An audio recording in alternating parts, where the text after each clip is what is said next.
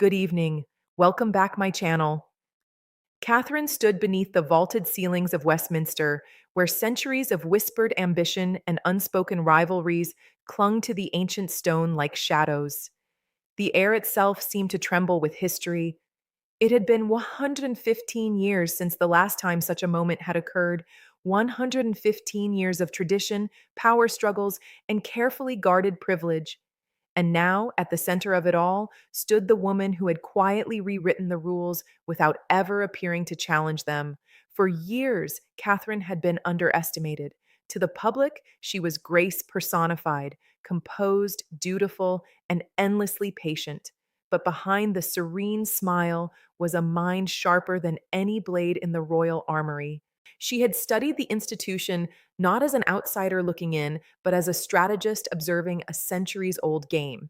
She understood that the monarchy was not just about lineage, it was about perception, legacy, and timing, and Catherine had mastered all three. The announcement, when it finally came, echoed far beyond the palace walls. It was not merely a title, it was a transformation.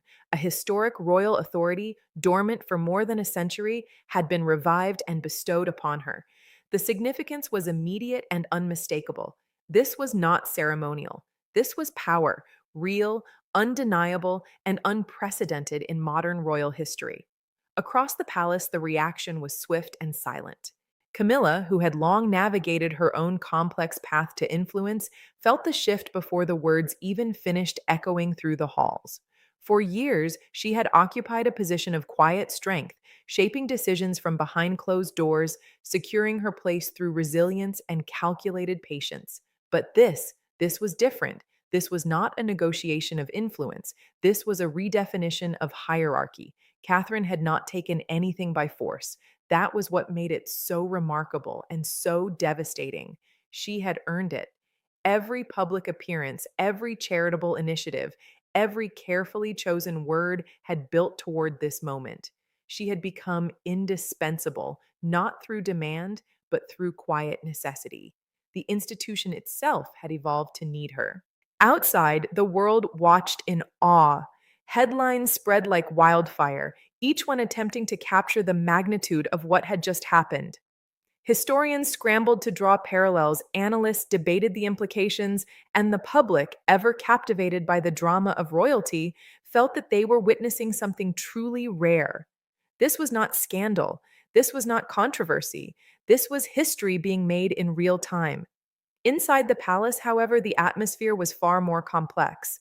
The corridors, once filled with subtle alliances and unspoken tensions, now carried a new kind of silence. It was the silence of realization. The old balance had shifted, and everyone could feel it. Camilla sat alone in her private chamber, the weight of the moment pressing heavily upon her. She had fought her own battles to stand where she was. She had endured public scrutiny, navigated delicate relationships, and ultimately secured her place within the monarchy. But now, for the first time in years, she felt something she had long since learned to suppress: uncertainty. It was not that Catherine had taken something from her directly. No titles had been stripped, no roles explicitly diminished, and yet the effect was undeniable. The center of gravity had moved.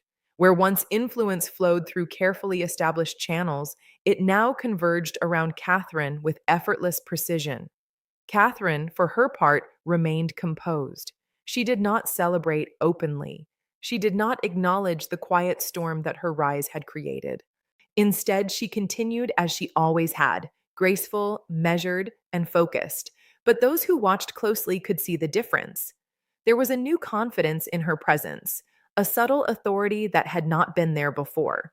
In private meetings, her voice carried more weight. In public appearances, her image resonated more deeply. She was no longer simply a future figure, she was a force in the present. The monarchy itself began to adapt almost immediately. Advisors recalibrated their strategies, courtiers adjusted their loyalties, and the institution as a whole shifted to accommodate its new reality.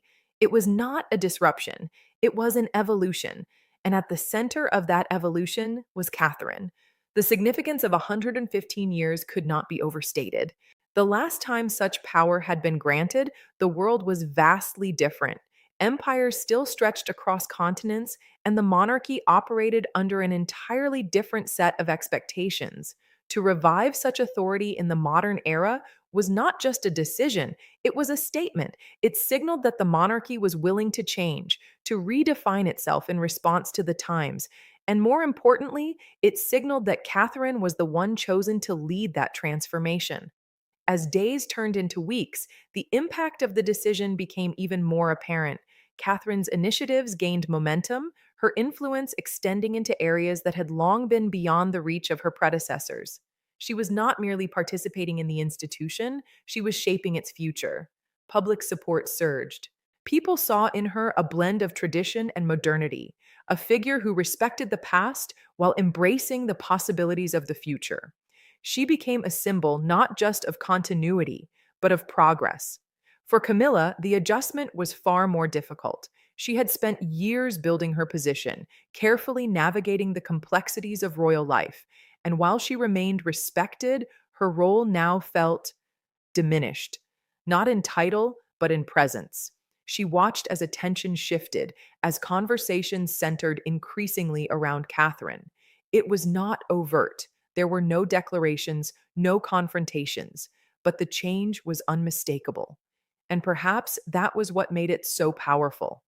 Catherine had not won through conflict. She had not engaged in rivalry or sought to undermine anyone. Instead, she had risen above it all, allowing her actions to speak louder than any opposition ever could. In doing so, she had achieved something extraordinary.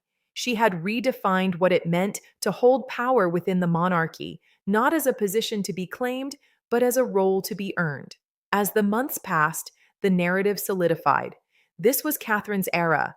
The monarchy, once seen as rigid and unchanging, now appeared dynamic and responsive, and at its heart was a woman who had quietly, patiently, and brilliantly transformed everything. The story of her rise would be told for generations, not as a tale of conflict or controversy, but as a masterclass in strategy, resilience, and grace. And for Camilla, the realization would linger.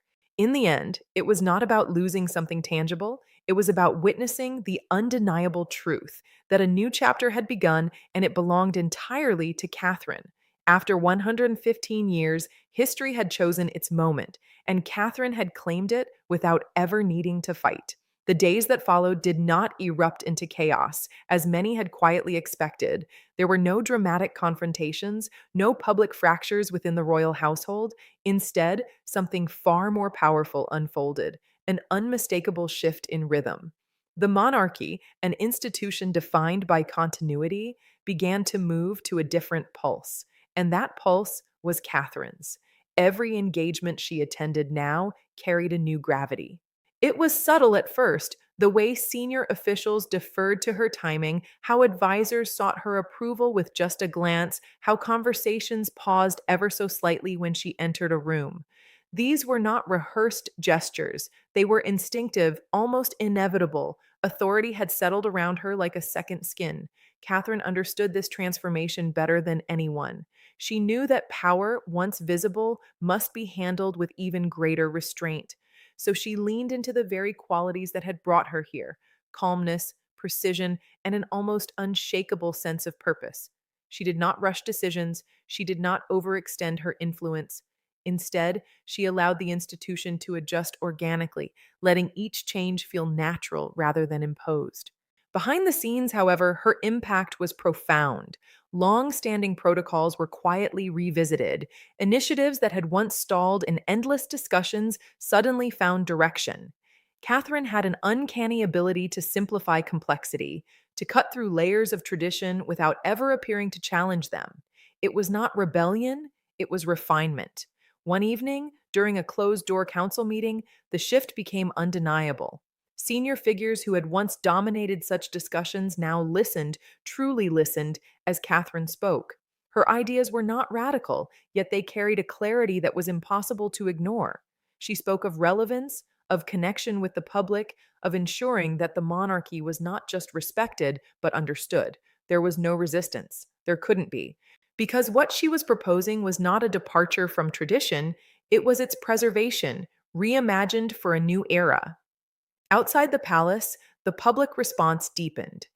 Catherine was no longer just admired, she was trusted. There was something reassuring about her presence, something that felt both timeless and refreshingly modern. People saw in her a reflection of stability, but also of quiet progress. Media narratives began to shift as well. Where once headlines speculated and compared, they now focused on impact. Catherine's projects, her influence, her growing role within the monarchy, all of it was dissected with a kind of fascination usually reserved for turning points in history. And in many ways, that's exactly what this was. For Camilla, the adjustment continued to unfold in layers. At first, it had been a shock, a sudden awareness that the landscape had changed. But now it was something deeper, a realization that the change was not temporary, it was permanent. She began to notice the small things. Invitations that once came directly to her now passed through Catherine's office first. Discussions that once centered around her perspective now included Catherine as the primary voice. Even the tone of interactions had shifted, not out of disrespect, but out of a new understanding of where influence now resided. Camilla was not excluded. She was not sidelined in any overt way. But the difference was there, woven into every interaction, every decision, every subtle pause. One afternoon, as sunlight filtered through the tall windows of the palace, Camilla found herself reflecting on the journey that had brought her here. She had fought for her place, endured criticism, navigated complexities that few could truly understand. And she had succeeded. But success, she now realized, was not always permanent. Across the palace grounds, Catherine moved with the same quiet confidence that had defined her from the beginning. There was no arrogance in her steps, no sense of triumph in her demeanor. If anything, she seemed more focused than ever, as though she understood the weight of what she now carried. She was not just holding a title, she was shaping a legacy, and that responsibility showed in everything she did. Her initiatives began to expand, reaching into areas that had long been overlooked.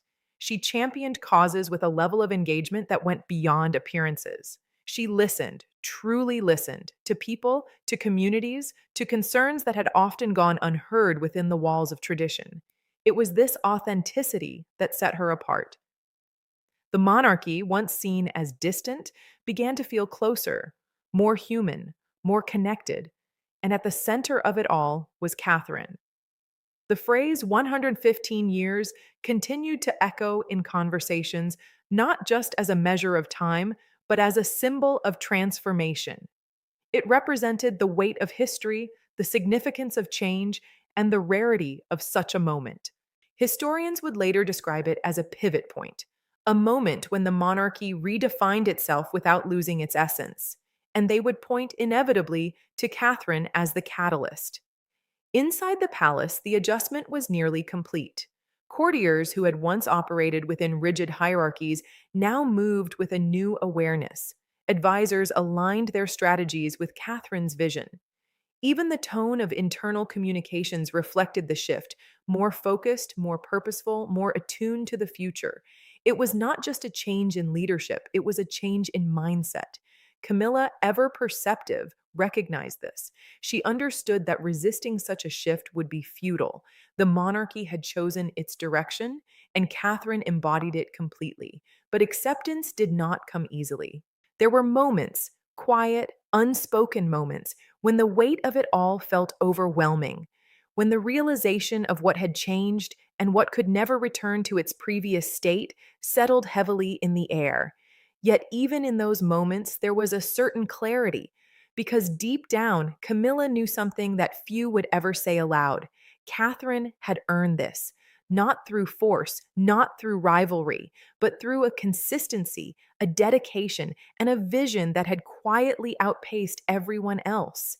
And that was what made it undeniable. As twilight fell over the palace one evening, the lights within its grand halls flickered to life, casting long shadows across the centuries old architecture.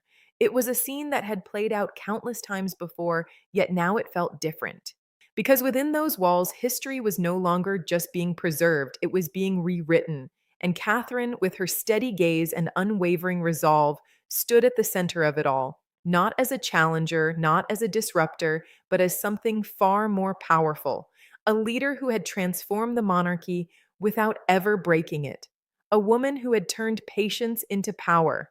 And in doing so, she had achieved what no one else had in over a century. She hadn't just stepped into history, she had reshaped it. The transformation did not stop at influence or perception. It began to reach into the very foundation of the monarchy itself. What Catherine had set in motion was no longer a moment, it was a movement. And like all true movements, it carried a quiet inevitability that no one within the palace could ignore. In the weeks that followed, a new structure began to emerge, one that placed Catherine not just at the center of attention, but at the core of decision making. It was subtle, almost invisible to the outside world, yet inside the institution, it was unmistakable. Briefings were redesigned around her schedule. Strategic discussions were framed with her priorities in mind. Even long standing royal traditions began to evolve under her influence, reshaped with a modern clarity that felt both respectful and revolutionary. Catherine was no longer adapting to the monarchy was adapting to her. And perhaps the most remarkable part of it all was how natural it seemed. There was no sense of disruption, no resistance from the old guard that had once defined the institution. Instead, there was acceptance, quiet, measured, and complete. It was as though the monarchy had been waiting for this moment, for someone who could carry its legacy forward without being bound by its limitations. Catherine understood that balance better than anyone. She knew that tradition was not something to be discarded, but something to be refined. And so she worked within its framework, honoring its history while gently guiding it toward the future. It was a delicate process, one that required both vision and restraint. But Catherine possessed both in abundance. Her presence began to redefine expectations. Where once royal appearances were seen as ceremonial, hers became meaningful. Where once initiatives were symbolic, hers produced tangible impact. She did not just represent the monarchy, she gave it purpose in a way that resonated far beyond palace walls. The public response grew stronger with each passing day. People spoke of her not just as a royal figure, but as a leader, someone who understood the complexities of the modern world and could navigate them with intelligence and empathy. She became a bridge between the institution and the people it served, a role that had long been needed but never fully realized. Inside the palace, the contrast became increasingly clear. Camilla, who had once moved through the corridors with quiet authority, now found herself in a different position, not displaced, but undeniably overshadowed. The influence she had built over years was still present, but it no longer defined the direction of the monarchy. That direction now belonged to Catherine. There were moments when the shift felt almost surreal. A glance exchanged across a room, a decision made without consultation, a conversation that once would have unfolded differently, now guided by a new voice. None of it was intentional in a personal sense. Catherine had not sought to diminish anyone, but power, once established, has a way of reorganizing everything around it. And Catherine's power was now absolute in its presence, if not in its declaration. One evening, during a formal gathering attended by key figures of the royal household, the transformation reached a quiet but undeniable peak. As conversations flowed and formalities unfolded, it became clear, without a single word being spoken, that Catherine was the focal point of it all, not because of protocol, but because of presence. People gravitated toward her. They listened more closely when she spoke. They responded more thoughtfully to her ideas. It was not obligation, it was instinct. The kind of instinct that emerges when leadership is recognized, not assigned. Camilla observed it all with a composed expression, but inwardly, the realization settled deeper than ever before. This was no longer a transition, it was a conclusion. The chapter she had once defined was closing, not with conflict, but with quiet finality.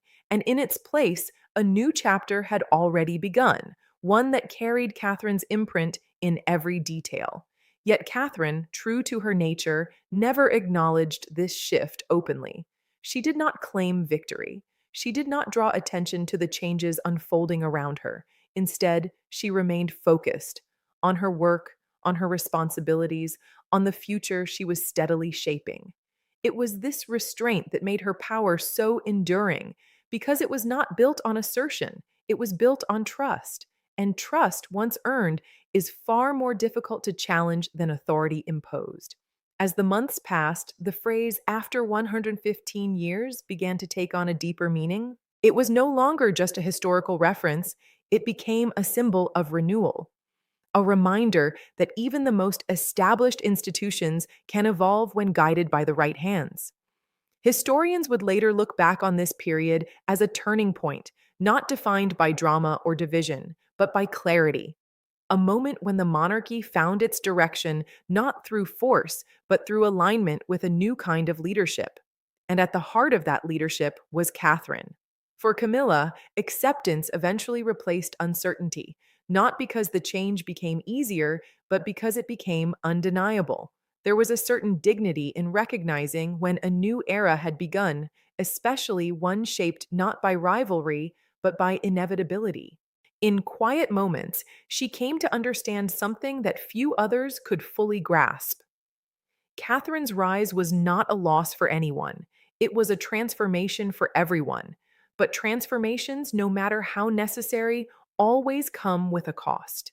And in this case, that cost was influence, subtle, unspoken, yet deeply felt. As winter approached and the palace prepared for another season of tradition and ceremony, the atmosphere felt different than it had in years. There was a sense of direction, of purpose, of quiet confidence in what lay ahead. The monarchy was no longer standing still, it was moving forward, and Catherine, with her unwavering composure and visionary calm, was leading it into a future that had been waiting for over a century. A future where history was not just remembered, but redefined.